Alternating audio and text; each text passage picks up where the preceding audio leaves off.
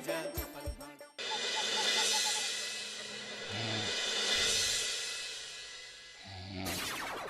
রাজা কৃষ্ণচন্দ্র, আমি এসেছি রে। চোখ খুলে দেখো বাবা, কে কে কে আপনি? আমি স্বামী খটখটানন্দ।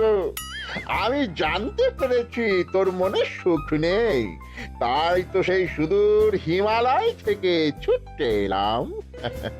ও, আপনি কি করে জানলেন সাধু বাবা? ওরে পাগল ছেলের কথা শোনো।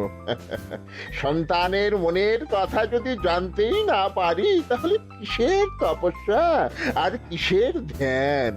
কি জেনেছেন সাধু বাবা? 3 দিন ধরে মনে কোনো সুখ খুঁজে পাচ্ছি না, নানান রকম চিন্তায় জর্জরিত হয়ে রয়েছি। তার মধ্যে আজ 3 দিন হলো রানী বাপের বাড়ি গিয়ে রয়েছে। সুখ কি তোর একার? এই মায়ার সংসারে সুখ খুঁজে পাবি কি করি? তোর যে তপস্যার সময় হয়েছে বাবা। শোন, এই পাথরটা ধর। আমি যোগ বলে এই মন্ত্রপুত পাথর পেয়েছি। কাল পূর্ব দিকের নদীর পারে এই মন্ত্রপুত পাথর স্থাপন করবি। আমি চাই তুই নিজে এই পাথরের আরাধনা করিস। তাই ওইখানে এক কুটির বানিয়ে তুই একা থাকবি। একা? আর রানী? সংসারে দুঃখ ছাড়া আর কিছুই নেই। তোর আসলে সুখ লুকিয়ে আছে ওই মন্ত্রপুত পাথরে। এই পাথর তোর মনে সুখ ফিরিয়ে আনবে আর এই গোটা রাজ্যে শান্তি বজায় রাখবে। ঠিক আছে বাবা।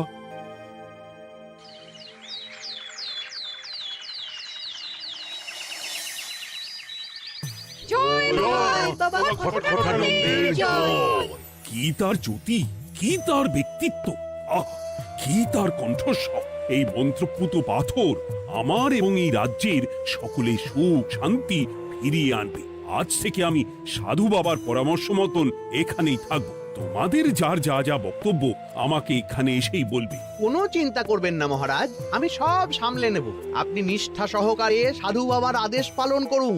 মহারাজ, যার নামেই খট তার কথাই ভরসা করা কি ঠিক হবে? একটা সামান্য পাথর কি করে সুখ ফিরিয়ে আনবে মহারাজ? বিষয়টা কি খটখটানন্দের মতন খটকার নয়? এটা মোটেই সামান্য পাথর নয় গোপাল, এটা মন্ত্রপুত পাথর। আর এসব হচ্ছে বিশ্বাসের ব্যাপার। শুধু তোমার মতন ভাঁড় দিয়ে কি আর রাজ্য চলে? রাজ্য চালাতে গেলে ভক্তি, শ্রদ্ধা, আশীর্বাদও দরকার হয়। কি শাস্ত্রে বলে বিশ্বাসে মিলায় বস্তু, তর্কে বহুদূর। কিন্তু মহারাজ, রাজ্যটাও তো চালাতে হবে। আপনি এখানে থাকলে এই রাজ্যের কি হবে মহারাজ? একবার ভেবে দেখুন, সাধু বাবা আসল না হয়ে নকলও তো হতে পারে। দেখো গোপাল, তোমার যদি মনে বিশ্বাস না থাকে তাহলে আমি বলবো তুমি আর এখানে এসো না। তবে সাধু বাবার নামে কোনো বাজে মন্তব্য আমি শুনবো না। আমি চাই না আমার এই অবিশ্বাসের কারণে আমার রাজ্যের কোনো ক্ষতি হোক। আর আমি এই রাজ্যের মন্ত্রী, আমি থাকতে তোমাকে রাজ্য নিয়ে বেশি ভাবতে হবে না। তুমি এখন যাও তো গোপাল, যাও। মহারাজকে আর বিরক্ত করো না। পাল না থাকলে এ রাজ্যের কিছুই এসে যাবে না। আমরা থাকতে নাকি ভাঁড় চালাবে রাজ্য? আচ্ছা, ঠিক আছে, দেখা যাক। তাহলে আসি মহারাজ। হ্যাঁ হ্যাঁ, এসো এসো।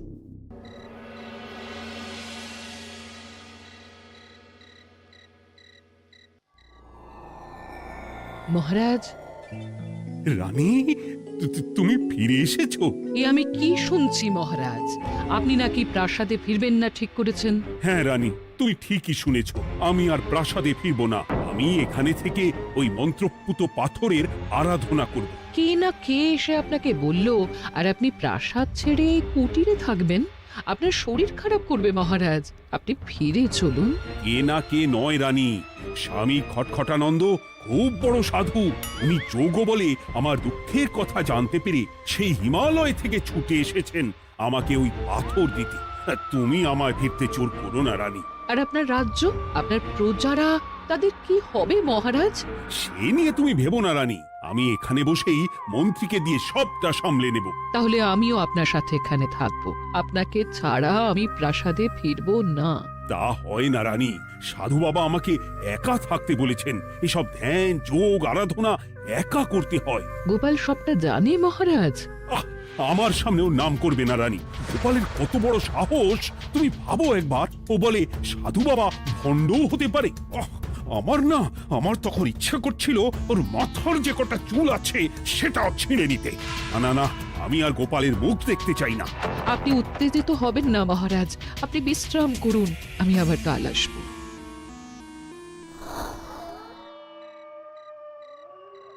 রাতের হাটেও সবজির যা দাম বেড়েছে, এরপর শুধু এক বেলা খেয়ে থাকতে হবে।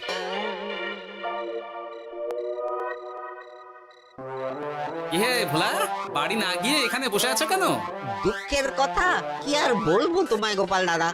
বলোই না, শুনে দেখি। সামনে বর্ষা আসছে, বাড়ির ছাদটাও মেরামত না করলেই নয়। কিন্তু আমার কাছে তো এখন এত টাকা নেই, তাই ওই গিন্নির সাথে পরামর্শ করে গেলাম মহারাজের কাছে সাহায্য চাইতে। থামলে কেন, পুরোটা বলো। কি আর বলবো গোপাল দাদা, মহারাজের উত্তর শুনে আমি তো অবাক। সবই তো বুঝলাম ভোলা, কিন্তু আমার যে কিছুই করার নেই। সাধু বাবা বলেছেন আজ থেকেই রাজ্যের সব সুখ দুঃখের দায়িত্ব ওই মন্ত্রপুত পাথরে। তুমি চিন্তা করো না, এক কাজ করো, তোমার সমস্যার কথা গিয়ে ওই মন্ত্রপুত পাথরের কাছে জানাও। আর তোমরাও আজ থেকে তোমাদের যা চাওয়া পাওয়া আছে সব গিয়ে ওই পাথরকে জানাবে। হ্যাঁ, যা করার পাথরই করবেন। একবার যদি ওই সাধুকে হাতের কাছে পাই না, তাহলে ওই পাথর দিয়েই বেটার মাথা ফাটাবো। কিছু বললে গোপাল দাদা? না, কিছু বলিনি। যাও, তুমি বাড়ি যাও, চিন্তা করো না, দেখি কি করা যায়।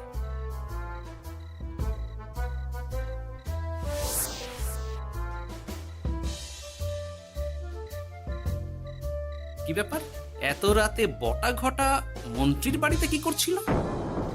কি বটা ঘটা, আজকে মন্ত্রী মশাইয়ের বাড়ি খাওয়া দাওয়া ছিল? খাওয়া ছাড়া কি অন্য কিছু আসে না তোমার মাথায়? চ চ চ, আমাদের অনেক কাজ আছে, চ। আরে এত তাড়া কিসের? বাবা, বটা ঘটার এত কি গুরুত্বপূর্ণ কাজ যে একেবারে ছুটে পালালো? না, ব্যাপারটা তো সুবিধের ঠেকছে না।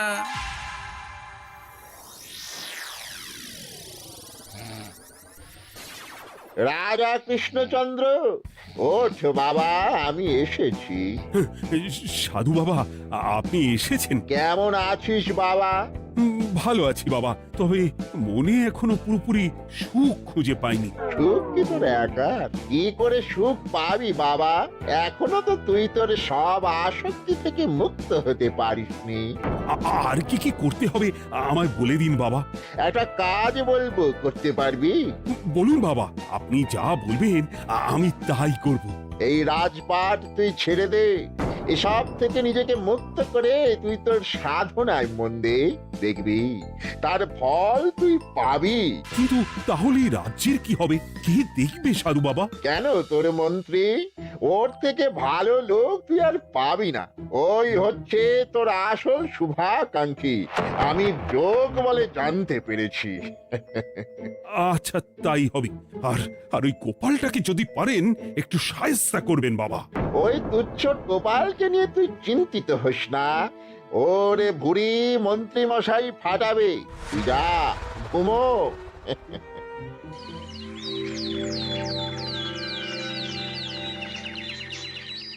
শোনো শোনো শোনো, আজ থেকে মহারাজ কৃষ্ণচন্দ্রের আদেশে এই রাজ্যের ভার এই রাজ্যের মন্ত্রীর।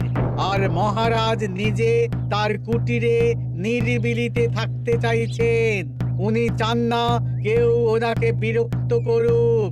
তাই আজ থেকে যার যা সমস্যা সবাই মন্ত্রী মশাইকে জানাবে। মন্ত্রী মশাই যাকে যা বলবেন তাকে তাই শুনতে হবে। শোনো শোনো শোনো।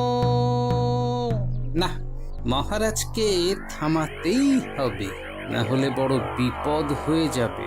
যাই।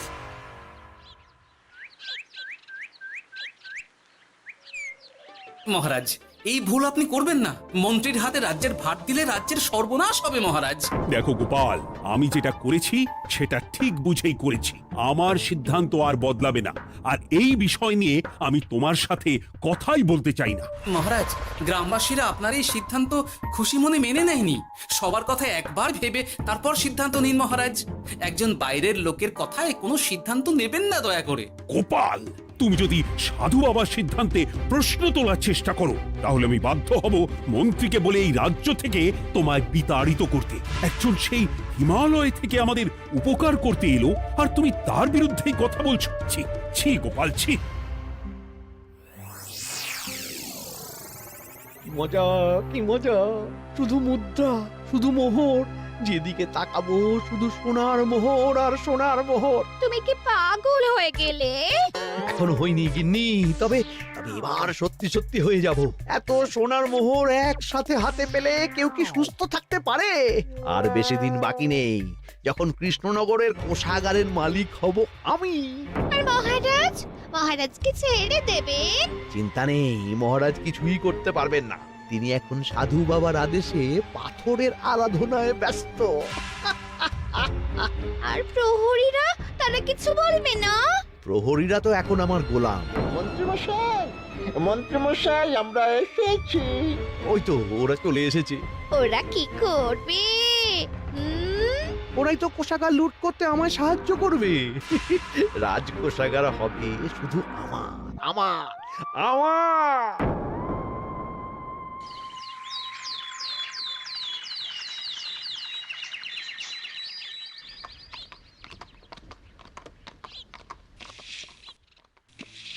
গোপাল, রানীমা, আপনি আমায় ডেকে পাঠালেই তো পারতেন। রাজ্যটার যে কি হবে গোপাল? মহারাজের উদাসীনতায় মন্ত্রী তো সব লুটে পুটে একাকার করে ছাড়বে। তুমি কিছু একটা করো গোপাল। সে তো আমিও বুঝতে পারছি রানীমা, কিন্তু হাজার চেষ্টা করে ও মহারাজকে বোঝাতে পারছি না। মহারাজ সাধু বাবার পাল্লায় পড়ে আর কিছুই বুঝতে চাইছেন না।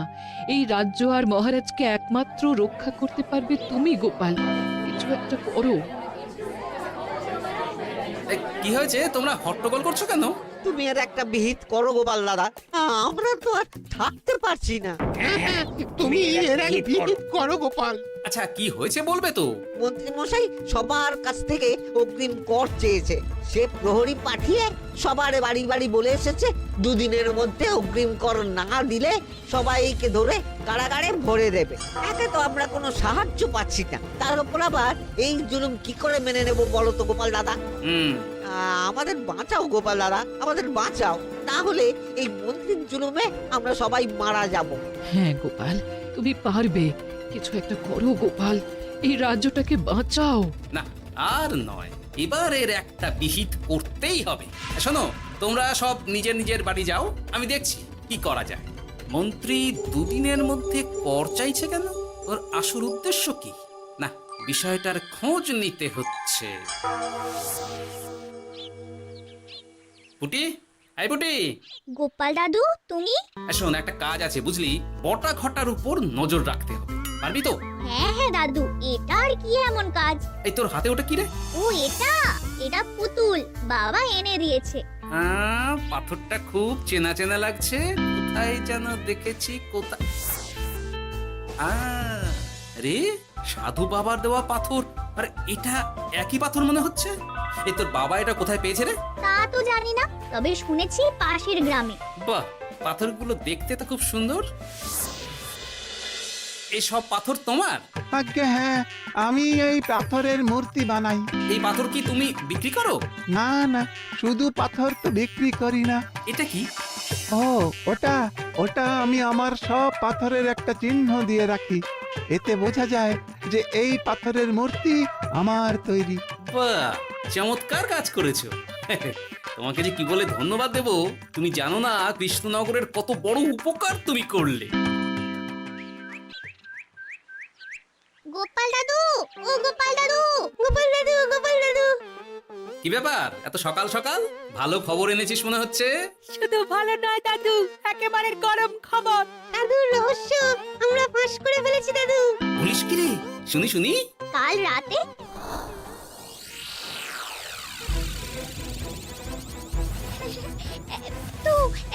শোনো, এত মোহর আমি একসাথে কোনো দিন দেখিনি।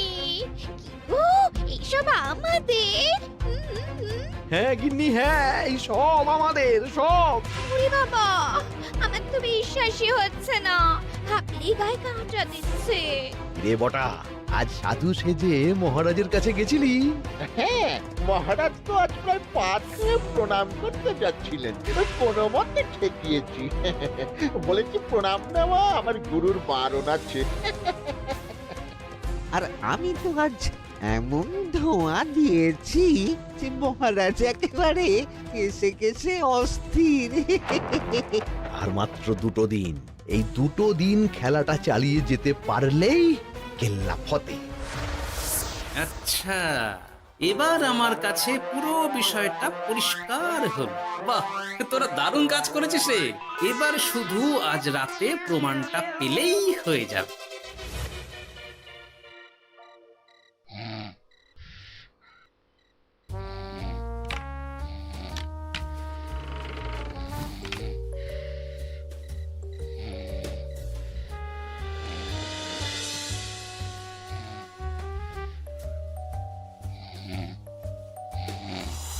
এই তো একে একে 2 মিলে যাচ্ছে। বাবা বাবা বাবা, এবার খেলা জমবে।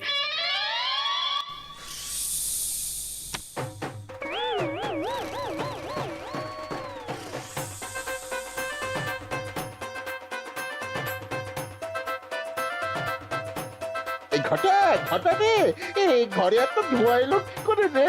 সত্যিই তো, এত ধোঁয়া এলো কি করে? ঘরে কি আগুন লাগলো নাকি রে? এই বটা, ওটা কি রে? হ্যাঁ, এ তো ভূত।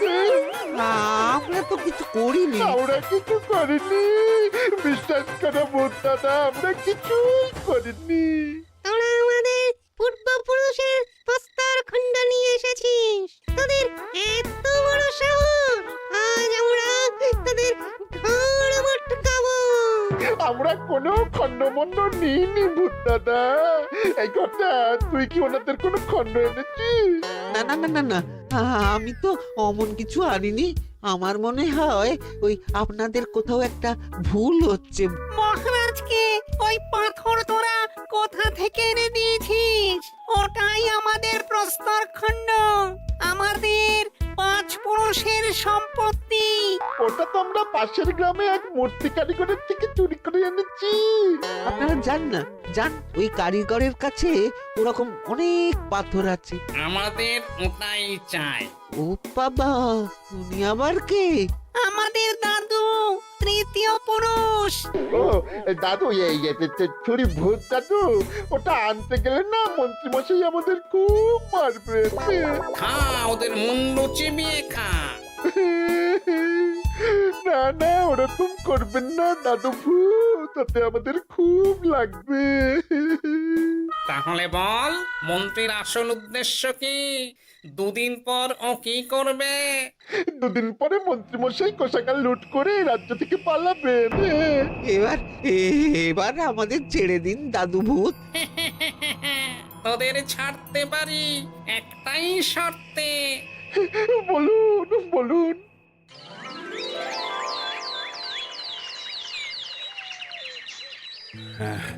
রাজ্যের পরিস্থিতি কি? প্রজারা সবাই ভালো আছে তো? হ্যাঁ মহারাজ, সেসব নিয়ে আপনি একদম চিন্তা করবেন না। বাবা, আপনি এসেছেন? হরে কৃষ্ণচন্দ্র, একটা কথা তোকে না বলে আর থাকতে পারলাম না। এটা আবার কে রে? বলুন বাবা। এই মন্ত্রীকে এই রাজ্যের দায়িত্ব দিতে বলে আমি বড় ভুল করেছিলাম। আসলে এই মন্ত্রী হচ্ছে চোর, ও তোর কোষাগার ফাঁকা করে পালাবার মতলব করেছে।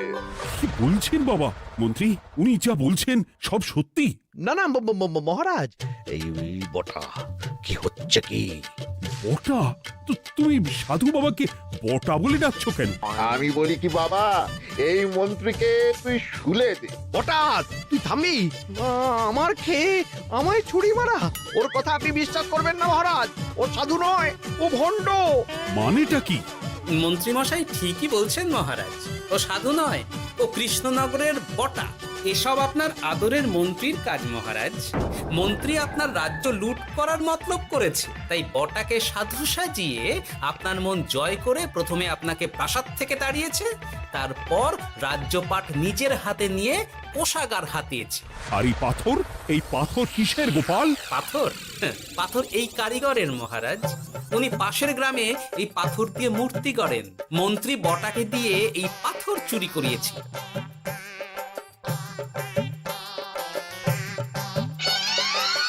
ওই পাথর আমার মহারাজ।